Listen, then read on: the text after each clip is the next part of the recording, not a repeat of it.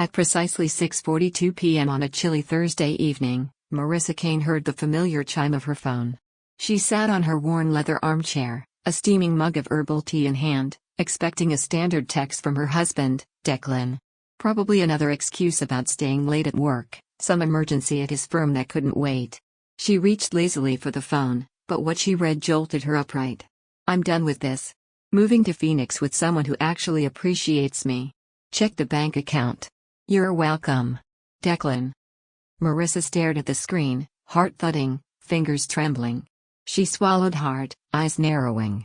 Her thumb hovered for a second before she calmly typed the response, "Wishing you both the best."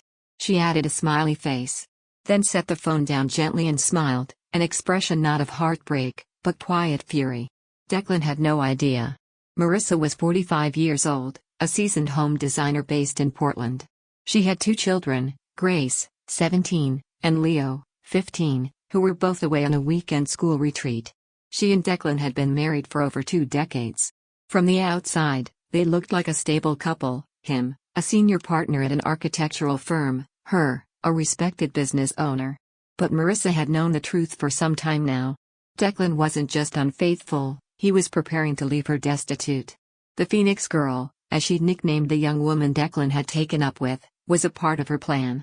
Her name was Sky, a 23-year-old model turned actress Marissa had carefully hired as a consultant for her boutique showroom. It was easy to lure Declan in, he always preferred admiration over intelligence, attention over substance. Sky was perfect for the role, disarmingly beautiful, bold, and subtly manipulative. Marissa had paid her handsomely.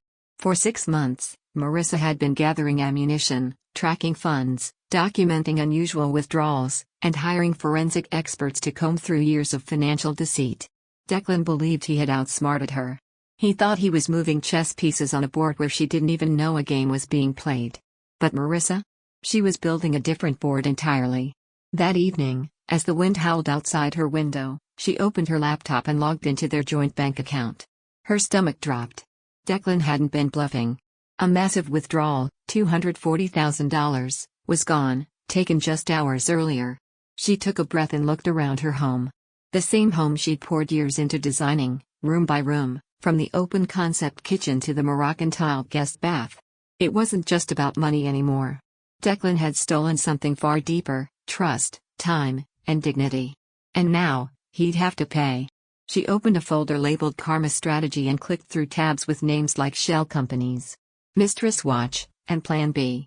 One of the tabs contained contact details for Damian Cole, a retired white-collar crime detective turned private consultant.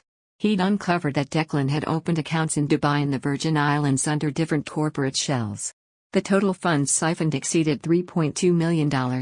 She called Damian. "It started," she said calmly. "Time to launch phase 2? He asked. "Yes. And prepare Sky. She'll need to get him to Phoenix by the weekend. Already briefed. She's ahead of you." Marissa hung up and leaned back, heart still pounding. But there was no fear. Only determination. She'd spent years diminishing herself to make Declan feel powerful. Now, she would reclaim every piece of her life, piece by piece. She wasn't going to confront him. She was going to outplay him. Marissa Kane stood at the floor-to-ceiling window in her bedroom, watching rain blur the Portland skyline. The city had always felt like home, moody, misty, quietly powerful. Like her. But for years, she'd forgotten her strength, letting Declan's voice narrate her worth, his ambition overshadow her own. Not anymore. It hadn't been a single moment that woke her, it was a slow, smoldering accumulation of signs she no longer wanted to ignore. The fake business trips. The sudden need for privacy. The sleek cologne that didn't match the man she married. And the most damning moment, overhearing Declan on the phone one cold February night, whispering in the garage to someone he thought she'd never know. "She's clueless," he'd said. "I'll be gone by summer, bank account cleared. She's too soft to fight me." That night, Marissa didn't cry. She researched. Over the next week, she began building her own counterplay. Her first move, securing her finances. She opened a new checking account at a separate bank and had all her design consultation fees rerouted there.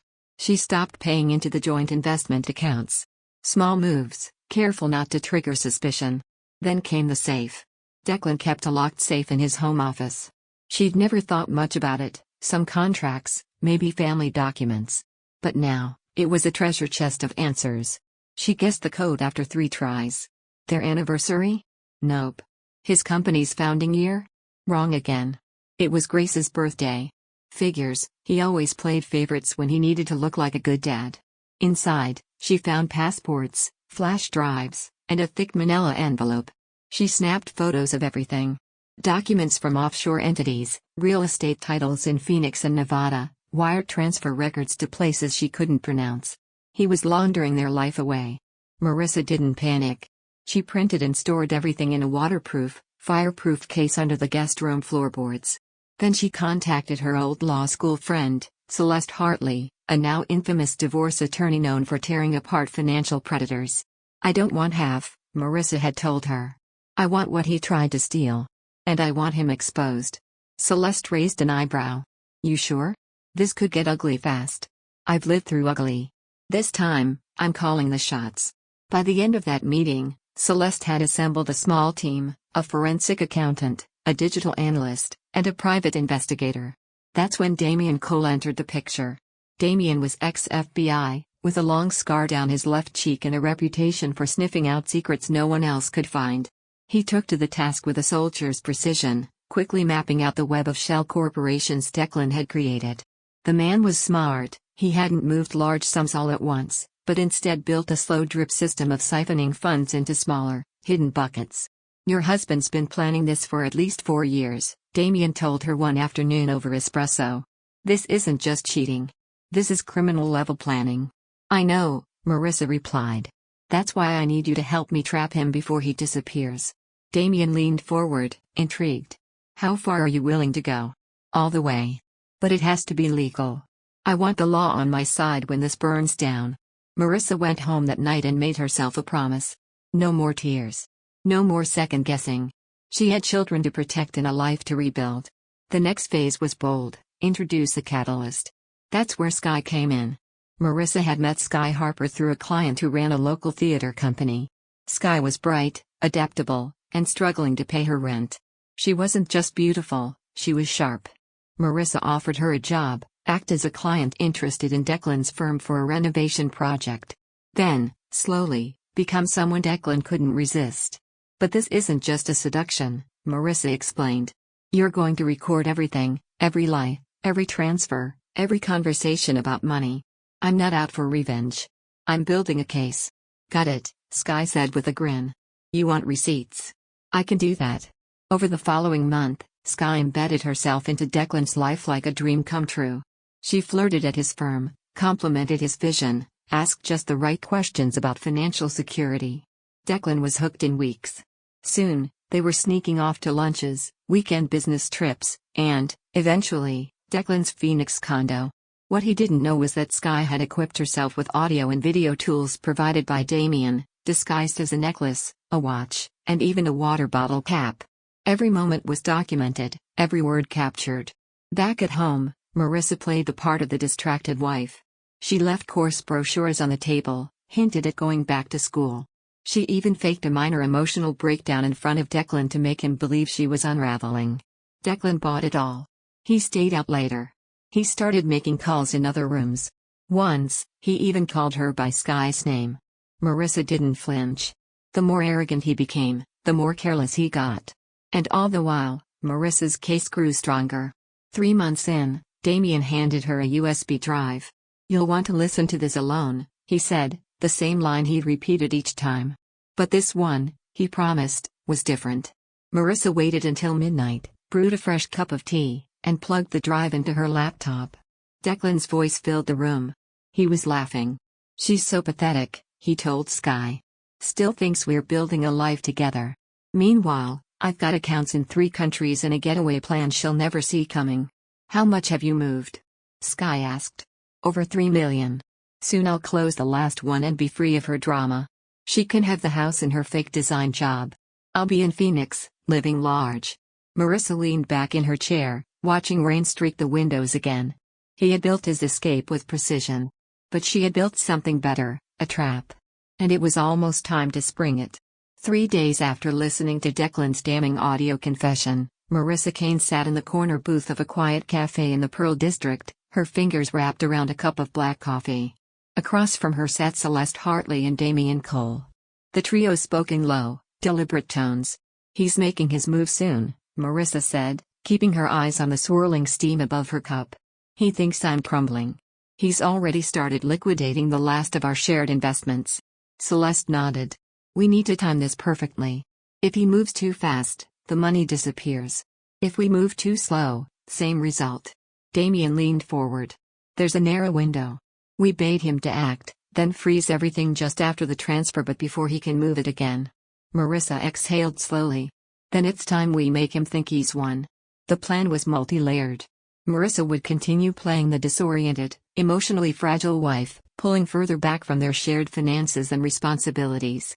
At the same time, Damian's team had created a series of dummy accounts, decoy banking activity that would convince Declan that she was draining her own funds out of desperation, possibly preparing to leave him quietly. In reality, they were merely designed to trigger his overconfidence. Skye's role became more crucial than ever. Through carefully staged interactions, she'd pushed Declan toward a full-blown relocation to Phoenix. He was already scouting commercial property for future business ventures, unaware the photos he was sharing with her were also being forwarded to Damian and Celeste. Skye played it perfectly, interested, supportive, and gently pressuring him to tie up loose ends so they could start fresh. "I just want you to be free of her," she said in one recording, voice tender and dripping with concern. "She's draining you, emotionally and financially. You deserve a life that makes you happy." Declan ate it up. 1 week later, he booked 2 first-class tickets to Phoenix under an alias. He told Marissa he was flying to Denver for a firm retreat. She didn't even look up from her laptop when he said it. "That's nice," she murmured. "I hope the weather holds." He watched her for a long moment before nodding and disappearing into his office. Minutes later, Damian confirmed that Declan had initiated another wire transfer, $180,000 this time, to a new account in the Cayman Islands. Just as expected, Damian texted. "He's consolidating everything." The trap was nearly ready. Marissa met again with Celeste and Damian at a rented co-working space that served as their unofficial war room. Celeste spread out the final packet of documents, emergency asset freeze filings, offshore account reports, Skye's recordings, and even photos of Declan's hidden properties. "Once we get the final confirmation he's made the big transfer, I'll submit these to the judge," Celeste said. "We'll freeze every cent. But we need him to feel safe," Damian added.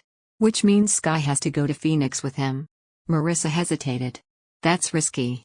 She'll be alone." "She can handle it," Damian said. "And we'll be monitoring from here. The second he transfers funds or tries anything suspicious, we intercept." Marissa nodded, jaw clenched. She trusted Skye, but this was the most dangerous part of the plan. They moved into the final act with precision. Declan left for Phoenix on a Thursday morning, suitcase packed with tailored suits and false confidence. Marissa watched from the kitchen window as he drove off in the car she'd picked out for him 5 years earlier, her expression unreadable. She waited until the garage door closed before she made her first move. She called Celeste. "Go," she said simply. That afternoon, Celeste filed an emergency petition with the county court, presenting evidence of marital asset concealment, financial fraud, and intent to abandon. The judge, a no-nonsense woman known for siding with victims of white-collar deception, approved the temporary freeze on all known assets, every property, every account, even Declan's business holdings. By evening, Marissa's phone pinged with confirmation. Declan's financial empire was frozen in place. But things didn't stay calm for long. That night, Skye called Marissa from a bathroom stall inside a luxury hotel in Phoenix. "He's acting weird," she whispered. "Paranoid. He's been calling his bank manager non-stop. Keeps saying he wants to shift the timeline. I think he senses something's off." Marissa's stomach twisted. "If he tries to move the money now, we could lose our leverage," she muttered. "I know," Skye said. "What do I do? Distract him? Stall him? Make him feel invincible?" Skye returned to their suite and launched into her best performance yet. She poured him a drink, asked about his legacy, and played into his narcissism. Declan, puffed up by his own perceived brilliance, began bragging again, this time in great detail about how he'd left Marissa scrambling, how she'd never find the accounts he used, and how his new life would be free of deadweight. Skye caught it all on camera. At 2 a.m., Marissa received a secure video file from Damien's surveillance relay. In it, Declan toasted Skye with champagne, grinning like a man who believed he'd won the lottery.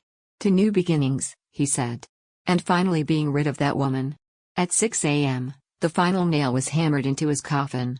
Damien received confirmation that Declan had transferred $250,000 to what he thought was an untouched account, one actually linked to a federal alert system thanks to Celeste's filings.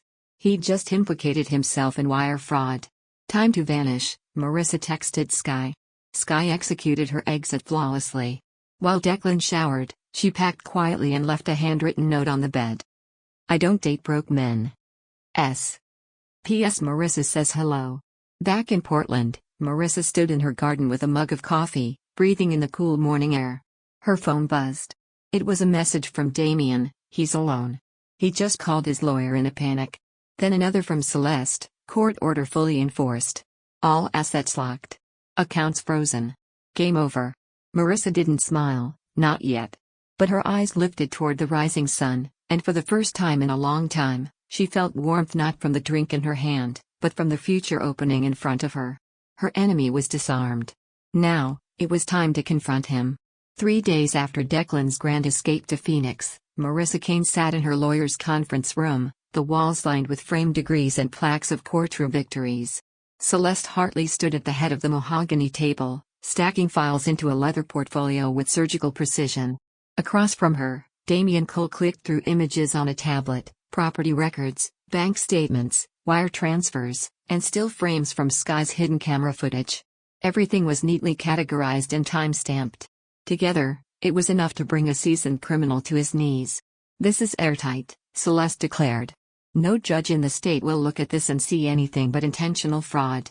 Marissa didn't respond right away. She was staring at a grainy still of Declan, sitting shirtless in the Phoenix hotel room, toasting the camera with a glass of champagne. The smug look on his face, the careless confidence, it reminded her of every moment over the last 5 years when he'd made her feel small. "It's time," she finally said. "Let's serve him." And so, the next morning, as Declan checked out of the luxury suite, alone, confused, and hungover, he was greeted by 2 plainclothes officers in the lobby. They didn't arrest him, but they did hand him a thick manila envelope and requested that he answer a few questions regarding suspicious financial activity flagged by multiple institutions. Declan's expression reportedly shifted from irritation to panic within seconds. "Someone reported this?" he asked. "Your wife," one officer replied. "Said she noticed over $200,000 missing from your joint account overnight. Standard procedure in these cases." Declan tried to brush it off, said it was a misunderstanding, but the officers made it clear, the courts were now involved, and until it was resolved, all his accessible assets were frozen under judicial order. He returned to Portland the next day in a cold fury. What he found was not the life he'd abandoned, but a war zone he'd already lost. The locks on the house had been changed. His key no longer fit. On the porch was a single box with some of his personal belongings and a large envelope sitting on top, marked with the insignia of Celeste Hartley's law firm. Inside, the official divorce petition, the court orders freezing his assets, and a copy of the evidence being filed in court. Declan was stunned. He called Marissa, rage boiling in his voice. "You locked me out of my own house? What the hell is this?" Marissa's voice, calm and icy, answered, "That's the home I paid to maintain while you schemed your exit. Speak to my lawyer if you have questions. We're done." "You think you're clever?" he shouted. "This is illegal. You're going to pay for this, Marissa." She hung up. That evening, Celeste received notice that Declan had hired Blake Townsend, a high-profile, high-cost divorce attorney known for playing dirty. It didn't matter. Marissa and her team were ready. The courtroom drama began 2 weeks later. Declan arrived looking polished and smug, as though the last month hadn't happened. His new lawyer made a grand show of confidence, insisting the evidence was inadmissible, the asset freezes premature, the divorce filing rushed and vindictive. Then Celeste stood and calmly handed the judge a dossier. One by one, the judge reviewed the recordings, Declan detailing how he had siphoned money for years, mocking his wife, bragging about his secret life. Damien's forensic report followed, revealing the web of LLCs and foreign accounts Declan had used to mask his transfers.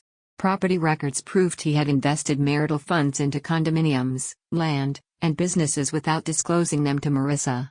And then came the coup de grace. Sky's testimony. She appeared via video call, composed, professional, articulate. She told the court she had been hired by Marissa to evaluate Declan's renovation services and had developed a professional rapport with him. She carefully avoided words like seduction or entrapment, but described how he had eagerly volunteered information about his finances, marriage, and plans to leave his family.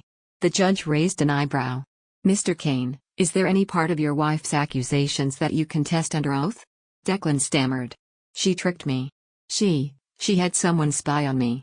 "Mr. Kane," the judge said sharply, "you bragged, on multiple recordings, about your intent to hide millions from your wife and leave her with nothing. These are not speculative claims. They are your words." Declan's face drained of color. He glanced at his lawyer, who was now frantically flipping through papers, unable to mount a defense. The ruling was swift. The court awarded Marissa 70% of the recovered marital assets, full ownership of the family home, primary custody of the children, and a significant monthly child support payment. Declan was ordered to return funds from his offshore accounts and was placed under financial monitoring pending a civil investigation. His career took a nosedive almost instantly. Word spread through Portland's tight-knit architecture scene. His firm placed him on indefinite leave. Clients withdrew projects. Associates distanced themselves. To many, he had gone from respected partner to greedy fraud overnight. Marissa, on the other hand, was thriving. She used part of the settlement to purchase a small downtown building, which she transformed into her dream business, a boutique design studio and real estate consultancy for women starting over after divorce or financial abuse. The place had warm lighting, exposed brick, and a mantra painted in gold above the front desk: "Build something they can't tear down." Her kids noticed the change too. Grace once said over dinner, "You seem lighter, Mom. Happier." Marissa smiled. "Because I finally remembered who I am." One night, she received a final message from Declan. "You won. Hope it was worth it." She didn't reply. Instead, she sat in her cozy new office, sipping red wine, reviewing a portfolio for her next client, a single mother ready to buy her first home. Marissa closed the file, looked out at the moonlit city, and whispered to herself, "Oh, it was worth it." And then some. A crisp winter wind rolled through downtown Portland as Marissa Kane stepped onto the balcony of her new office. Below her, the streetlights flickered on, casting a golden glow across the wet pavement. The sounds of the city, honking cars, distant chatter, heels tapping on sidewalks, rose up like a heartbeat. She sipped from a steaming mug of chamomile tea and watched as the neon sign for her business flickered to life. Kane & Co., Design, Property, Empowerment. She had dreamed of this place during sleepless nights filled with betrayal. She'd imagined it not just as a workspace, but as a symbol of reinvention, of taking back power, of proving to herself and others that devastation could become a foundation. 6 months ago, Declan had left her a shell of a life. He tried to strip her of everything: finances, dignity, security. But he hadn't counted on what she would become in his absence. Stronger. Smarter. Sharper. Tonight, the office was quiet. Her staff had gone home hours ago, and Grace and Leo were staying the night with their cousins. The silence was peaceful, not lonely. She'd grown comfortable in solitude. In fact, she'd grown to need it: time to think, time to strategize, time to simply be. Marissa returned inside and placed her mug on the large reclaimed wood desk in her office, surrounded by design boards, blueprints, and swatches. Every inch of the space reflected her new philosophy: bold, intentional, unapologetic. Clients who walked in didn't just find design advice, they found transformation. Her phone buzzed. It was Damien. "Federal inquiry is official. They're reviewing Declan's offshore activity. Could lead to prosecution." She stared at the screen for a moment, absorbing the weight of those words. Part of her had waited for this, the final domino to fall. But another part felt nothing. It wasn't vindication. It wasn't relief. It was simply justice doing its slow, necessary work. And it wasn't her responsibility anymore. She typed a quick response. "Thank you. Keep me posted. M." Just as she set the phone down, a gentle knock echoed from the entrance. It was Celeste Hartley, her attorney and now close friend, holding a bottle of champagne. "You're still working?" Celeste said, arching a brow. "You own the place now. You can pretend to rest sometimes." Marissa laughed and opened a drawer to grab 2 glasses. Come on. Like you rest either. They popped the bottle and toasted beneath the soft glow of pendant lights. To freedom, Celeste said. To clarity, Marissa added. They sipped in silence for a few moments, both women knowing how hard-fought this win had been. Not just in the courtroom, but in Marissa's heart. You know, Celeste said, most women in your situation fall apart. But you, hell, you turned pain into capital. Marissa set her glass down. Because I had to. I looked around and realized no one was coming to rescue me. I had to be my own cavalry. Celeste nodded approvingly. You were. Later that night, after Celeste left, Marissa sat in her office with the lights dimmed and pulled out a letter she hadn't opened in weeks. It was from Declan, sent shortly after the court's final decision. Marissa. I don't expect forgiveness. Maybe not even understanding. I didn't know how far gone I was until I was alone. I underestimated you. That was my biggest mistake. I'm sorry for everything. I just wanted you to know that. D.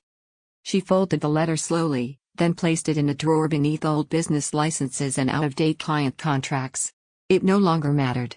She was no longer haunted by the ghost of her former marriage. She'd redefined her identity, not as someone's wife, but as her own architect. The next morning, she arrived early at her firm.